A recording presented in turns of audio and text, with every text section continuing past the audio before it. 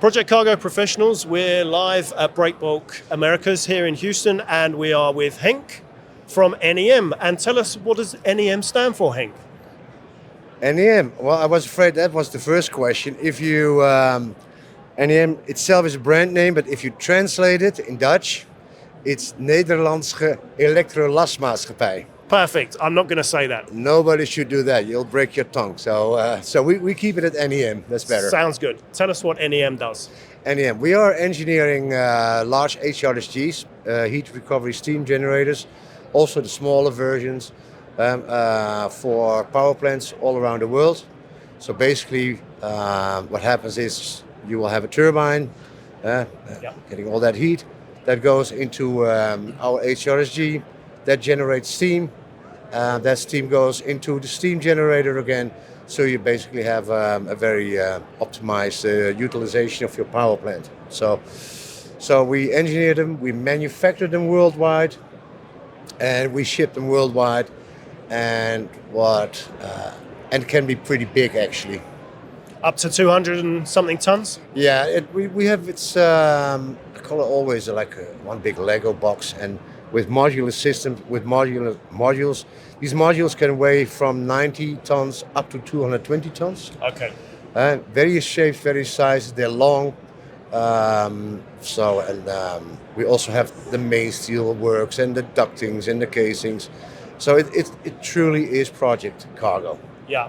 So you're based in the Netherlands, but tell us why it was so important for you to come to the event this year in Houston. What are you looking to get out of the show? Well, the reason why I'm coming over here to Houston is the fact that we are seeing our customers, they are more and more asking for DAP deliveries. So delivery at place, at a job site, wherever in the USA. For now, we serve them on an FCA FAS base. We have done the DAP, DDP before. DDP we will not do. You can ask me about that later. So for me, it's a refreshing course. We have done this before. We did tens and tens of projects all around the USA, successful in the past. And now I really, I need to refresh everything, my old connection, my old network, even meet up colleagues, see what has changed, and see what I need to take. If I can get some new insights, for example. And I'm really interested, for example, the rail transport, because our modules, as I said, they weigh a lot. Yeah. They need the heavy-duty rail cars. Yeah. And 20 years ago, it was already a struggle to get these things. And I'm just wondering, like, on the long run, 2-3 years from now, will that still be the same? And how can we mitigate that? So that's one of the reasons why I'm here, actually. And looking to meet any particular kind of service providers, or? No, not necessarily. It's not like I'm looking for new logistics service providers. We do have great ones we utilize already. However, I'm always open for new contacts. So it's more insight and knowledge of the US market you're looking for? That's absolutely correct, yes. Yeah. And tell us a bit more about how your customers' demand is changing. You mentioned here in the US that they want you to deliver to the last mile, but that's not only in the US, right? It's not only in the US. I think it varies for certain reasons. Like in Europe, you would see like people like to avoid the risks which comes with it, because on the end of the day, if you would deliver in the midst of Germany, you have to go through this whole river system. Yeah. That is not easy. There's a lot of risk, and from various perspectives. Certain customers feel not comfortable by doing that themselves, and they will say like, hey, NEM, you're acquainted with that, go for it. So we're open for those kind of ideas. Recently, we see this also in the US market, but that's also because there is a huge demand for power plants, for example, for data centers. Yep. We can see that. We can see all the questions coming in, and then I think also from a risk perspective, they will try to put that on our shoulder, and maybe also from a tariff perspective. Which I was just about to ask you about, with the US being such an important market for you. How are you responding to that? Yeah, we discussed before. Let's not go too deep in it because it gives headache. But all right, to be open and honest about it, the tariffs itself, we need to re-strategize our subcontract scenarios, right? We manufacture in China and other countries. The USA nowadays not much in love with China. Yep. There are restrictions, but there are also tariff changes for other companies where we manufacture and subcontract. So it's a bit of a surprise. Like, okay, we can say like, okay, we will do the DDP, which I just referred to, and we'll arrange the import duties. But if somebody sends out a Twitter again, like, hey, I have bad mood, that country gets 40% extra tariff, then we are in a hole. And we simply will not take that risk. You can forget that. The big challenge we have and face already is the ECC aspect, which means that whatever we import now, we need to prove in extreme detail on a bolt, nut and washer level. Where does it come from? What is the substance? Where will it be used? And it's tremendous lot of work. Even if you deliver on an FCA FAS base, because we have to prove all that stuff towards our customers over here. Yeah. And tell us a bit about your manufacturing in Asia. I know it's a part of the world you know well.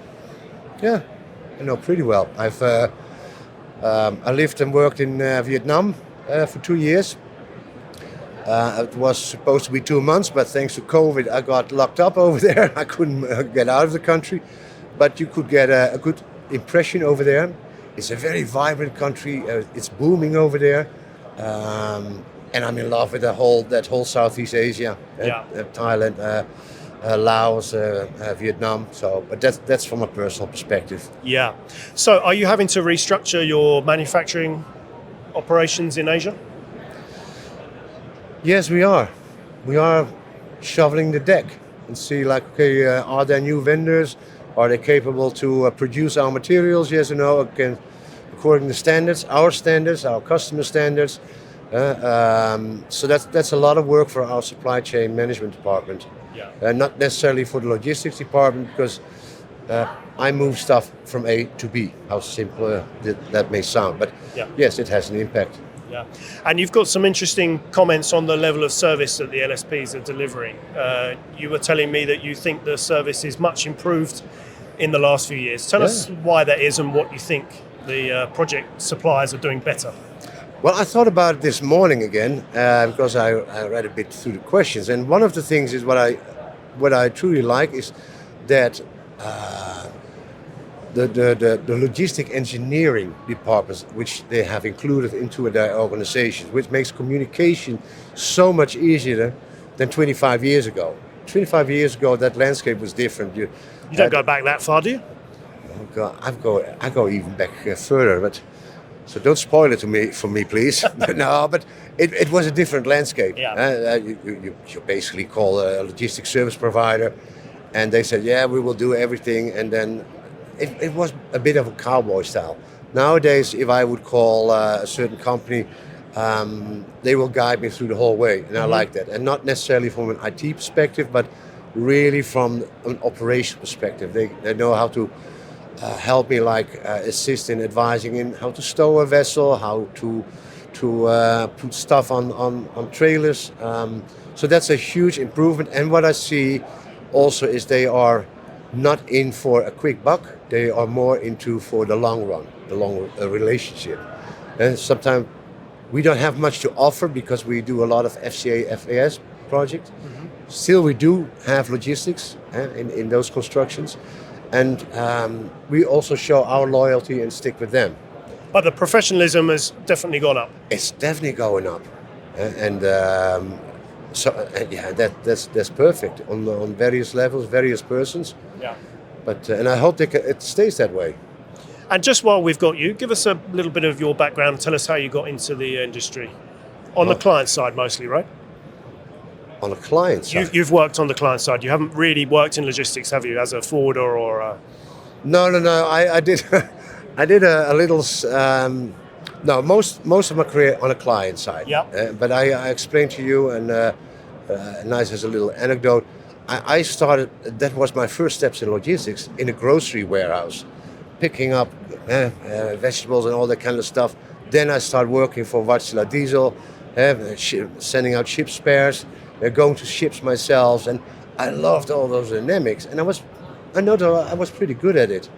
And then on a certain moment you end up with NEM, and there I got my big learning curve. It was I started in 1998, just before that big boom.